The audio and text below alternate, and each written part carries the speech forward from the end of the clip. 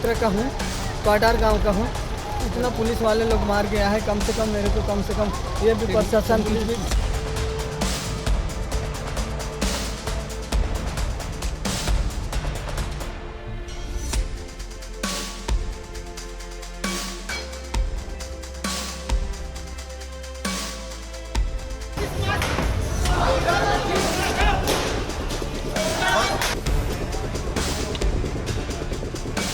लाश है अवैध तरीके से दफनाया गया है, जिसको उत्खनन करने के लिए हमारे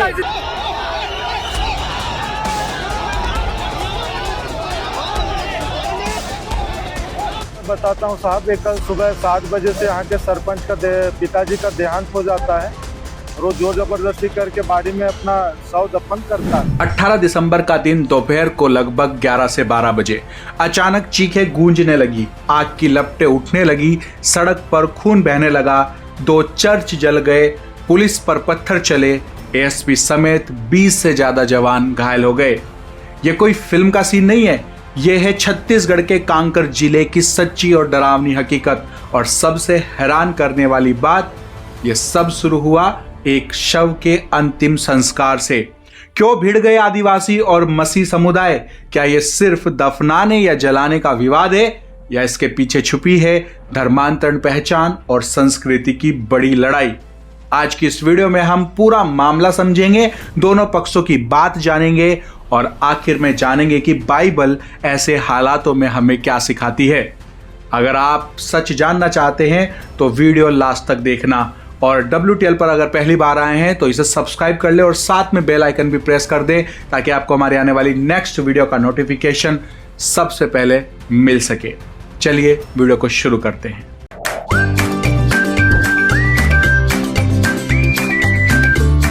WTL जो कि एक इंडिपेंडेंट मसीह मीडिया है, जहां पर आप मसीह न्यूज, बाइबल सवाल जवाब और संडे सर्विस से जुड़ सकते हैं।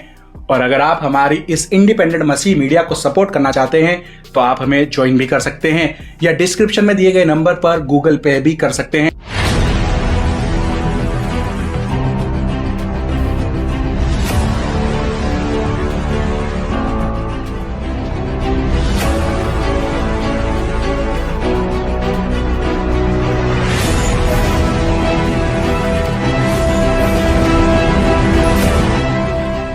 दोस्तों, ये घटना शुरू होती है छत्तीसगढ़ के कांकेर जिले के अंतागढ़ तहसील आमाबाड़ा थाना के क्षेत्र बड़े तेवड़ा गांव से।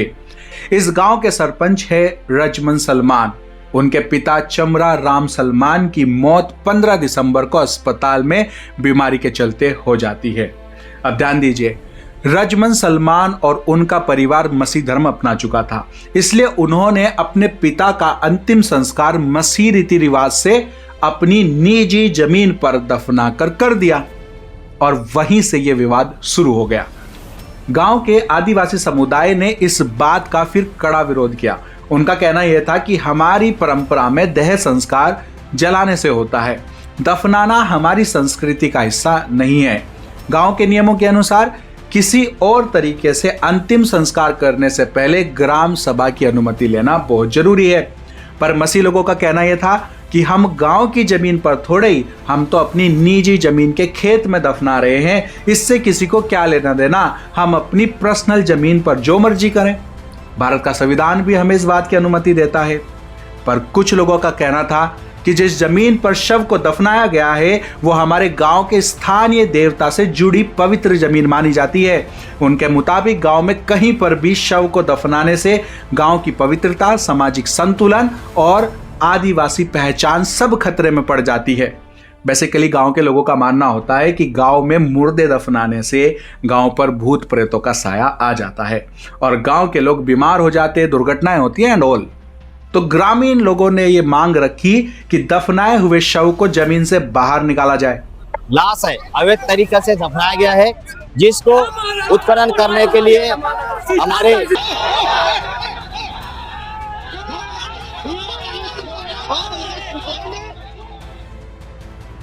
पैसा एक्ट 1996 का हवाला देकर वे दावा करते हैं कि ग्राम सभा की सहमति के बिना ऐसा नहीं किया जा सकता।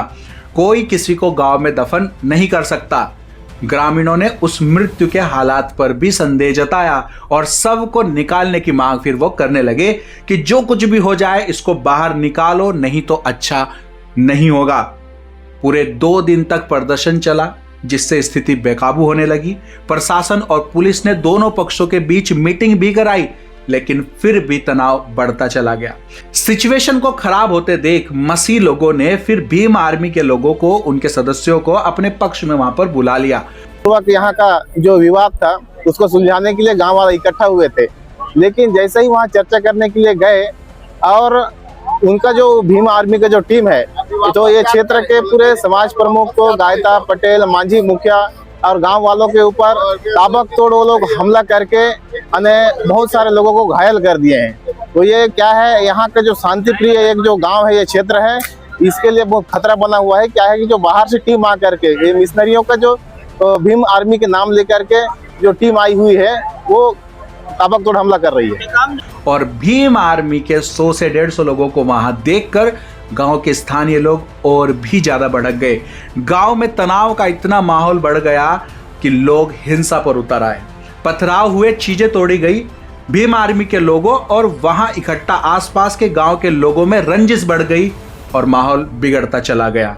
अब हालात बिगड़ते देख पुलिस प्रशासन ने यह सोचा कि अब अगर यह शव गांव में ही रहा तो वहां झगड़ा और ज्यादा हो सकता है। इसलिए कार्यकारी मजिस्ट्रेट ने 18 दिसंबर को कानून के तहत आदेश ये दिया कि शव को कब्र से निकालकर गांव से बाहर ले जाया जाए। फिर भारी पुलिस सुरक्षा में शव वहां से निकाला गया ताकि शांति बनी रहे। पुलिस प्रशासन ने ऐसा क्यों किया? पुलिस ने कहा कि शव का पोस्टमार्टम जरूरी है ताकि मौत की सही वजह भी पता चल सके और कागजी जांच, पंचनामा भी पूरा हो जाए। अब शव को रायपुर वहां से भेज दिया गया और इसलिए भेजा गया क्योंकि वहां बेहतर अस्पताल और जगह पूरी तरह से सुरक्षित है। लेकिन इसके बाद भी शव निकालकर रायपुर भेजने के बाद भी लोगों का गुस्सा शांत नहीं हुआ।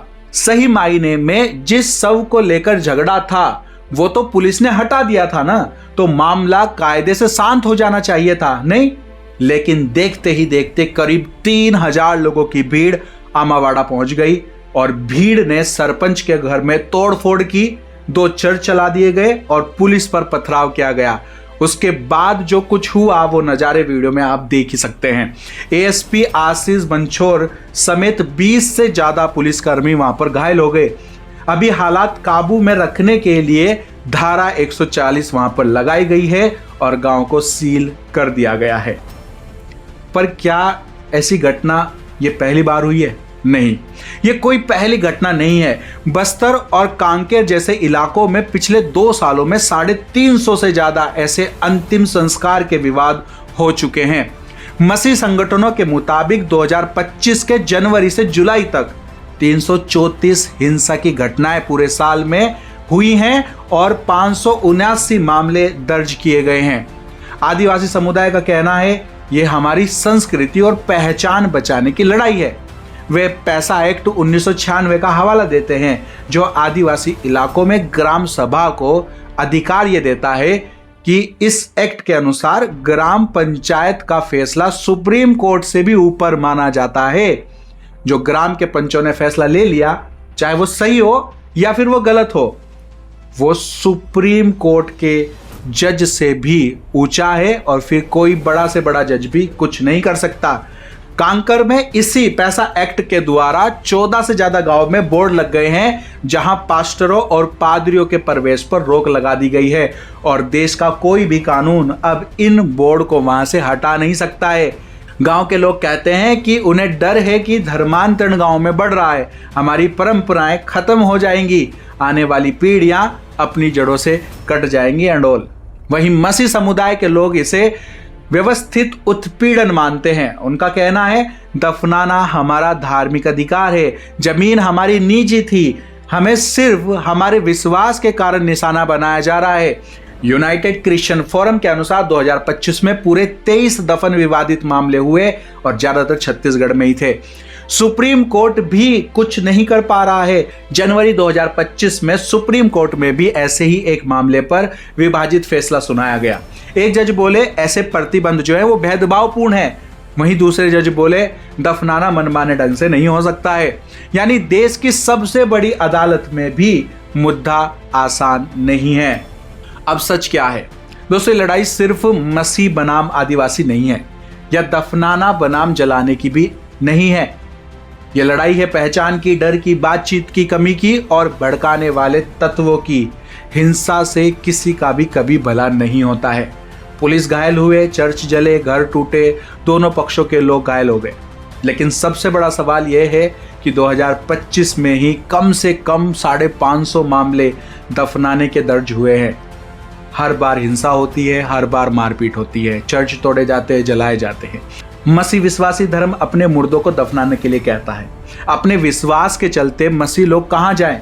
अपने प्रियो के शवों को वो कहाँ पर दफनाएं जब अपने ही निजी घर में भी उनका अपना अधिकार नहीं है? तो हिंसा के बढ़ते इतने मामलों के बाद क्या सरकार को नहीं चाहिए कि कम से कम एक न्यूट्रल कब्रिस्तान गांव में बना दिया जाए, दोनों पक्षों में संवाद कराए, बातचीत कराए और कानून सब पर बराबर रूप से लागू किया जाए? क्योंकि भारत की ताकत विविधता में है, ना कि टकराव में। क्या भारत देश की कानून व्यवस्था एक कब्रिस्तान की जमीन भी वहां पर अलॉट नहीं कर सकती है? या फिर ऐसे ही मामले दर्ज होते रहेंगे और हिंसा भड़कती रहेगी?